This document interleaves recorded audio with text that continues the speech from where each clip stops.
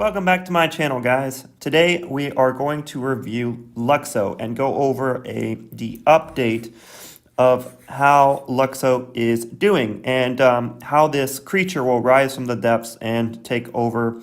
And I know, or at least I believe, that it will be like a kraken coming from the depths and making significant profits for those who invest. Obviously, nothing here is investment advice, but I think that this project is significantly undervalued. And it is going after the artistic space, so I thought I would just draw a nice little picture as I go over this beast of a project.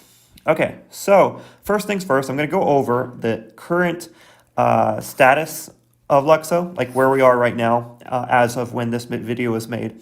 And then I'm going to go over the details of why I think this is indeed a megalith of a creature that will come out of the depths and start destroying its competition. Okay, so as of April 20th, 2021, this is the status of the mainnet building process. You can see that they have some things that need to be completed. I know most people don't care about the details, but it's just part of the engine. You know, see matching blocks based on shard information, store mapped block share. You know, this is just details that I think most of you don't really care about. But this is their most recent update. And you can see they have a few things left to complete. And after they complete this building of the mainnet, they are going to do internal tests. That's the second thing that they do. First, you know, they got to complete it. Then they're going to do the tests. And then there's going to be the public test net where the public can test it as well. And now here we're going to get into some of the bullish stuff, some of the stuff that may lead to price action. Staking parameters. So one of the reasons that this project doesn't have a lot of price support, but it's also giving everybody a second chance, is because staking is not live. This project exists solely on Ethereum right now. It hasn't done its transfer off of Ethereum yet. And so, you know, there's not a lot of tokens that are providing that staking proof of stake model yet. So it's easy for the project to come down and sell from those people who don't understand quite what this project will be when it goes live. You know, like people are just trading it and, you know, hey, take every opportunity when this thing dumps, you know, not investment advice, but when this thing dumps, it's a second chance, man. Q3, Q4, that's when he was saying, you know, July, you know, summer, expect summer of this year that we'll get the mainnet launch. But, you know, stuff never hits. Like, in my opinion, things never come out when developers tell you something. It almost never happens, at least when they tell you it's going to happen. But, you know, for these professional teams, sometimes it does happen faster. But let's be honest, I said July to October, that, you know, and who knows, we might not even get it this year. But they said, you know, they were just saying that they expect it by summer. But I never take programmers at their word on that kind of stuff. But whatever, the mainnet will, it's expected before the end of the year. So let's just say that. Okay, so that's, you know, where we are right now status-wise. So we're expecting mainnet of this beast to be live by the end of the year. So one of the things, though, that is amazing about this project is that this project, let's get into it. This project is going to be so it's ETH compatible. It's Casper consensus with about 70K validators. So this is going to be a very decentralized protocol. Some of the other protocols, you know, like even ones that I'm bullish on, such as Luna or whatever, you know, or Polkadot, or, you know, Polkadot's pretty decentralized as well. Polkadot's going to do a good job. But this project does not compromise centralization. So it will have very light clients because it's going to have 70,000 validators, etc.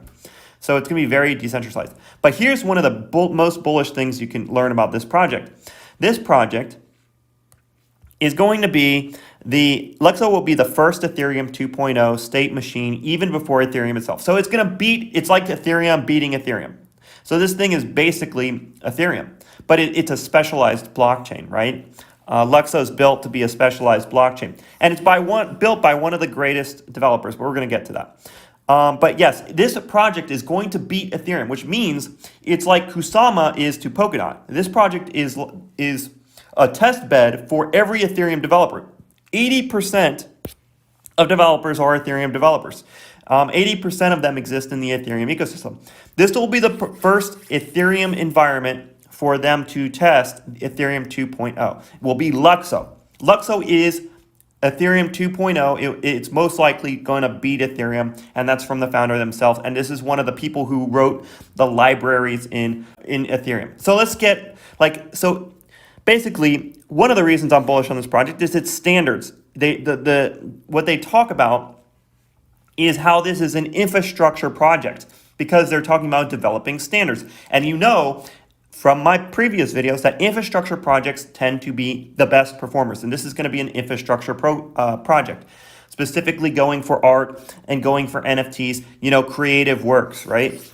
Like creative works, right? So, that's what this thing is going to host. This megalith, this creature that is going to rise from the depths, is going to host the infrastructure for creatives, which is going to be a lot of activity, especially in VR and things like that.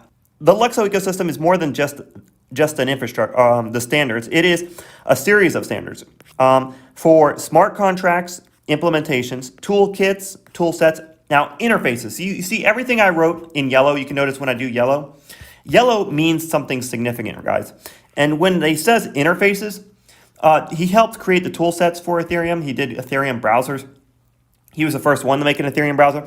So this guy is going to specialize, or this blockchain, and the developers are going to understand the interface importance between, obviously interface is going to be a critical component of how humans interact using artistic standards in the blockchain space. Because, if you're trying to brag about something you've created in the digital space, or if you're an artist or, whatever, the interface, how you're sharing it with your friends, the medium is very important. And they do describe their understanding of that, whether it's a VR environment or a screen or whatever, maybe holograms one day too with glasses. They understand all of this, and they've even specified it.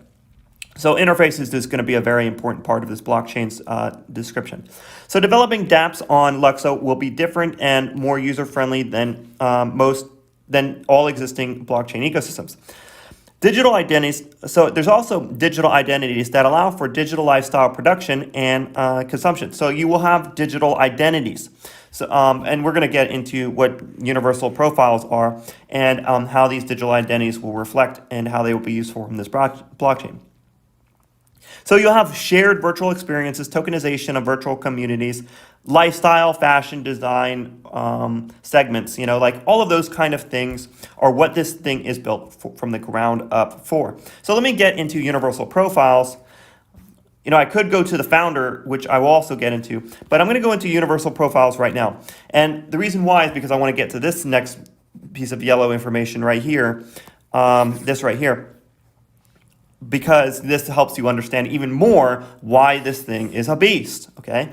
So this project can't, universal profiles will help solve fake news problems or trust of services. It'll create trusted data sources, trusted releases of information. If it doesn't have an authentication, you can know that it's fake or whatever. And so you can actually know that, like if there's a scientific study, if it doesn't got a stamp from someone that you think is credible, then you don't have to pay attention to it. The fashion industry partnerships for status of profiles in the fashion industry. So, universal profiles for fashion, like whether something is really from a certain designer, your favorite artist, you'll get those kind of authentications.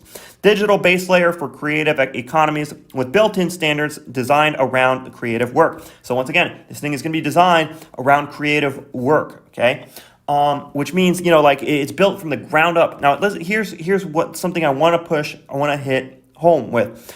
They're spearheading the emergence of domain-specific blockchains. Let me say that again. They're spearheading the emergence of domain-specific blockchains. What does that mean? This thing is built from the ground up to be specifically designed for tokenization, for NFTs, for art, for the creative environments. It's specific built products usually are better than any other competitions because this is not a broad scope blockchain. This is domain specific. It means it's going for a niche and it's designed by one of the most important people to do that.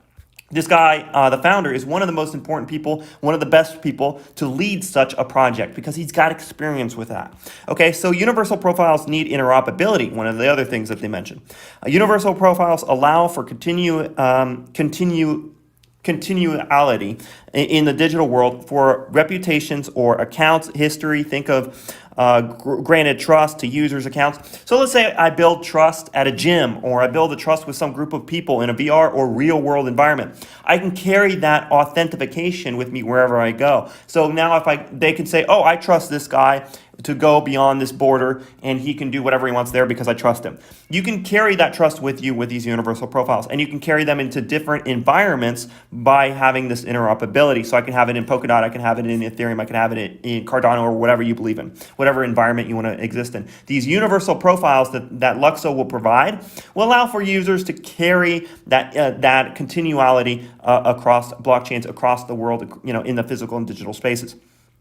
Okay, and some examples would be like passing a class that allows medical purchases or proving reliability, granted access to specific data or real world events. So once again, like let's say I get a doctor's license. Even schools could use this. They could say, oh yeah, this guy totally knows what he's talking about with medicine. He's allowed to buy some crazy drug that's super scary unless someone knows what they're doing with it, right? Or, like even the governments can use it or whatever. They can give authentications, and then digital doors can unlock, or digital environments can allow for certain individuals to get granted access because they've been granted a certain status through the school system. And no one has to verify them. It could be done digitally.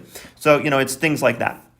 So reputation building, RFID chips for the true ownership of, imagine a car that won't let you drive it unless you have the true ownership. So no one can ever steal a car, like a Tesla, for instance, if they have the true ownership key. If I don't give someone permission to drive my Tesla, they can't, because the car will not function. It will only function if I personally use my universal profile to turn on the car. So it's stuff like that. Or if someone steals a purse and that purse has its digital identity ownership with me still, and I'm like, hey, I didn't send you that digital identity, so I could report it stolen.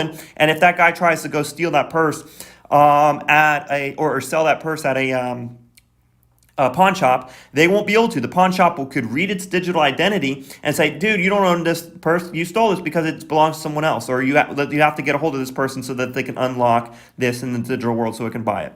Things like that. So, and also, it could do things like keep data private, but allow for you to have access to things, your data. And, NFT ownership and licensing and control, smart NFTs. You can use your imagination. Use your imagination. A lot of this stuff is quite amazing.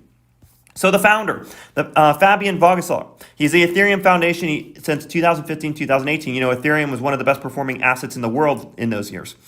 First, Web3 browser, Web3.js standardized libraries, RPC API that he created the ability for Ethereum to do remote procedural calls. He created the plugins for Ethereum. He's one of the core Ethereum developers. He helped develop the Ethereum ERC20, ERC275 or 725 standard. So this is an incredible resume from the founder to build a domain-specific blockchain for the artistic space. Okay, so as far as virtualization, VR, scarcity, fashion items, etc., uniqueness in VR worlds, badges of honors, community recognition in VR environments. VR is the future. He understands it. He's excited about it. I am too. So think about anything that you want to control in a VR environment or in a hologram or any digital space. This blockchain is built from the ground up with those matrices, with those data sets to accomplish that. And you think that, some other project, like let's say Superfarm. Superfarm has a bigger market cap than this thing. Superfarm has a bigger market cap than this project. I don't know what, people are delusional. And so it's easy, free money, not investment advice, free money, not investment advice. Okay, use cases, ICOs, ICOs like project support funds. There's Providence, where you can trace records of product formation and grant transparency. Smart IPs, so anti-counterfeit, like I said earlier, authentications, intellectual property, creators have more power in the physical and digital world. This might be big for the medical industry. This blockchain might even have uses in the medical field. If I make a specific drug, I could make it to where, hey, I can make, some drug that cures some disease. I spend all that capital expenditure and put it in vials that don't open up unless you bought it from us, and you get our authentication key, and then it unlocks the vial. Some people might have different opinions about that, but if you spend a lot of capital upfront, you do need to figure out a way to recover your capital costs. This might help create such an environment. This blockchain, this technology. So physical and digital mergers, collectibles, authentications with digital, etc. There's an intellectual property. Creators have more power. Yeah, so you'll have more power over your digital goods, movies, etc. Those kind of things. There's also gamification of products, sharing logic of real or digital items, so the sharing economy, like I could rent out my Tesla, I could rent out my digital goods, etc. If I rent out my Tesla, I could say, hey, this guy can use this as long as he's paying, etc. Trade digital items and authentications, so you'll be able to trade these authentications maybe for periods of time, customer engagement, etc. Okay? And then finally, they just go over tokenization, which is different kinds of rights ownership, such as votes or community membership tokens, monetary value promises, tickets, etc. So these are all the different kind of things. The biggest point from this project is that this thing is built from the ground up for this application. Okay, that is one of the key takeaways from this, is that this blockchain is built from the ground up to be a domain-specific blockchain, which means, it by the person who did the ERC20 standard. Like when I'm reading into this thing, it has an in-depth understanding of the field that you don't see in other there is a difference between some projects and others based on the talent that is there. I don't care like if a market cap or a price of some project looks higher. The people involved matter, and this project has that establishment. It has that record. But nothing in life is guaranteed. But I believe that this will be a beast of a project. I believe it will rise from the depths, and I believe it will conquer. All right, guys. So if you like this kind of content, please like and subscribe. I always provide the content early to my patrons, and thank you for their support. It makes this channel possible.